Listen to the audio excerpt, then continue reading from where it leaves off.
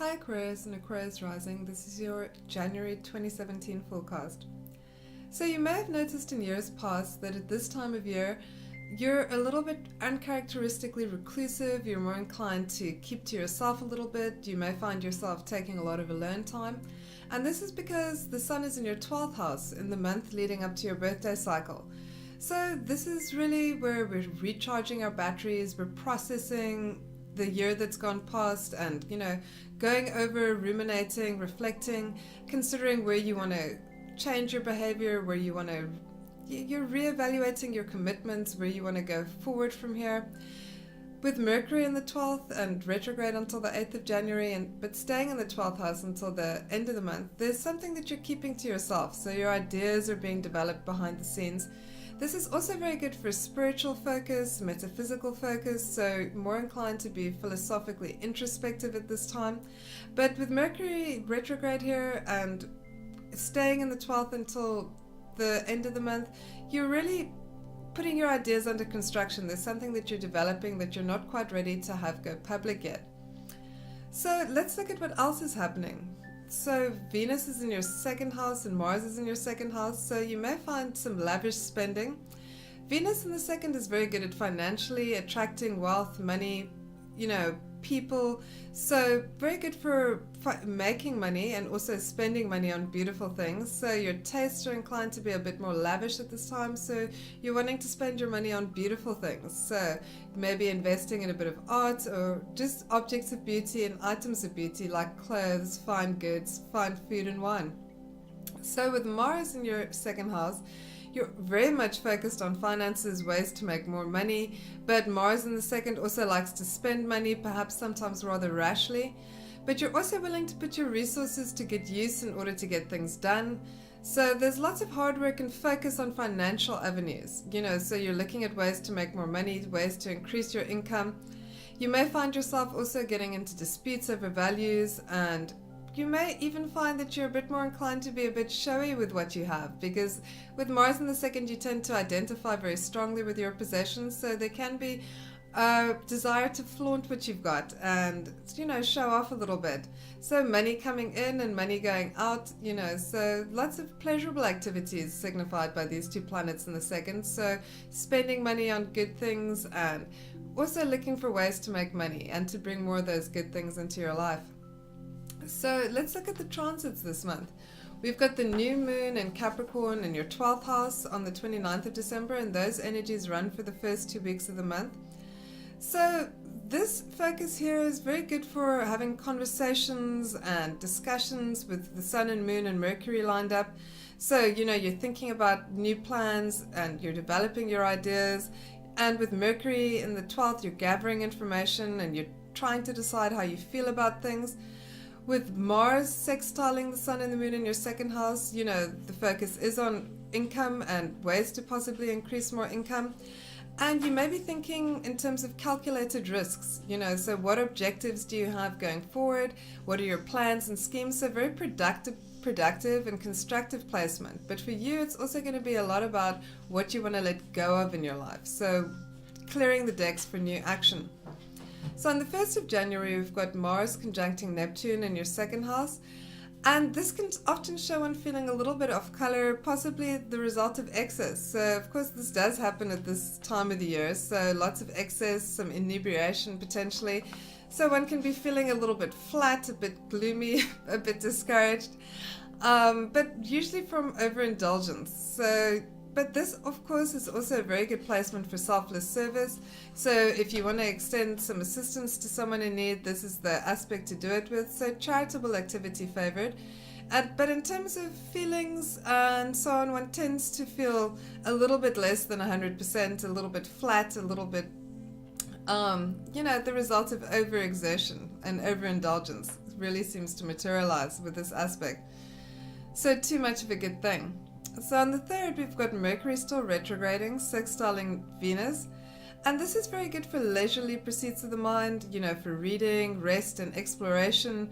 So good for expressing your feelings as well. So if there's somebody that you love that you need to open your heart to, then this is the aspect to do it with, because you'll really be able to express from your heart and, your words will match your feelings. So it's also very good for scenic drives and, you know, taking yourself to places of beauty for exploration. So mentally and physically stimulating, so activities favored with this transit, but definitely good for expressing your feelings. So on the 7th of January, we've got the Sun conjuncting Pluto in your 12th house, and this can be very good for repairing something that's broken. So, you know, you could be applying your energies to something that you have under construction, you know, considering how you can improve it. It can sometimes show some power struggles, the desire to dominate. So this energy is either very creative or destructive. It's a short-lived transit though, so just take it easy and avoid dangerous places too, because you can put yourself in harm's way a little bit more easily. So on the 10th, we've got the Sun squaring Uranus in your 3rd house, and so this can show a lot of disruptions, and the 3rd house is, of course, you know, your day-to-day affairs and routine, so there can be some mishaps around communications for you. So the 3rd house also letters, phone calls, text messages. So communication, you can find in communication there's lots of conflicts, some disagreements. You can also be a little bit more accident prone, so be a little bit more careful.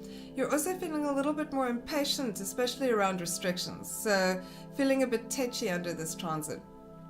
So on the 11th, we've got the Sun squaring Jupiter in your 9th house, where it's going to be until October next year. So Jupiter in the 9th, good for travel, learning, new opportunities, expanding your horizons. So the Sun and Jupiter together in hard aspect can show getting projects off the ground, you know, so this can be a bit of a boost in terms of travel or study plans, and legal matters can also be favored with this. Don't go overboard though, but this is very good for getting things underway in these areas of your life.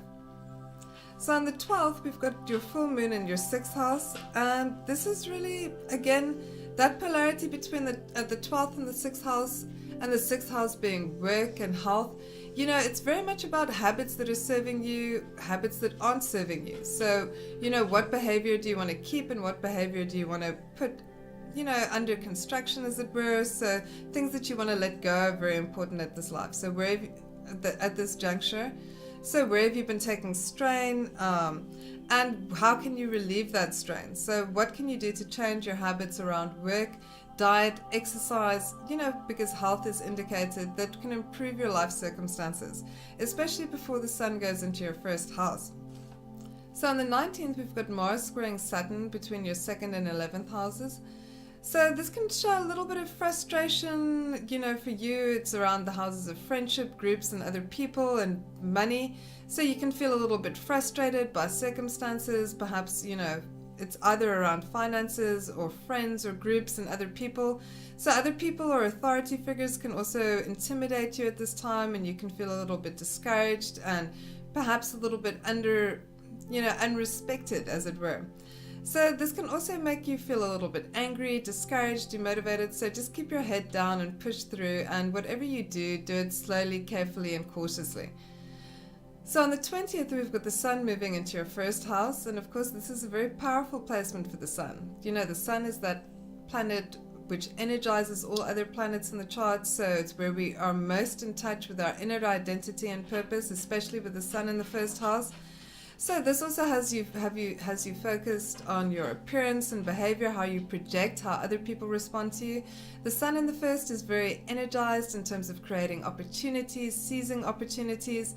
So really you're a little bit more self-involved and self-invested when the Sun is in your 1st house, but this is a good thing, you know, because you're working from the center out. So because you're more in touch with that inner identity and purpose, it's really a good placement to see what you want to be involved with, you know, make plans for the future, and really assert yourself, because you are able to be more direct and confident and create more opportunities at this time. So a great placement for you, and happy birthday from here on out for the next month.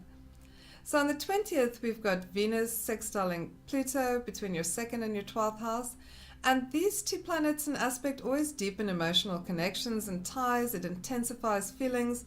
So feelings of love and feelings of beauty, so it can be more intense at this time. So favorable for creative projects, favorable for expressions of love, and favorable for taking relationships deeper and making your connections and connecting to other people a little bit more profound, and good for connecting with groups also. So with Venus in the second, this could also show spending money on something of an object of beauty. So make sure it's not too lavish a purchase, because Venus can go a bit overboard. So on the 23rd, Mercury sextiles Neptune from your 12th to your second house, and this stimulates the imagination, it heightens intuition, dreaminess, escapism. So this is good for daydreaming, for reading books, for watching movies, and for just romantic reveries or escapist reveries, and for subtler insights. Not so good for rational work, however. So on the 27th, we've got Venus squaring Saturn between the 2nd and the 11th house, and this can affect you. This is affecting you in the houses of finances and friends once again. So this can have one feeling a bit cool and reserved, either about your feelings or affections, or with regards to a friendship or other person, or with regards to something that you're considering investing in.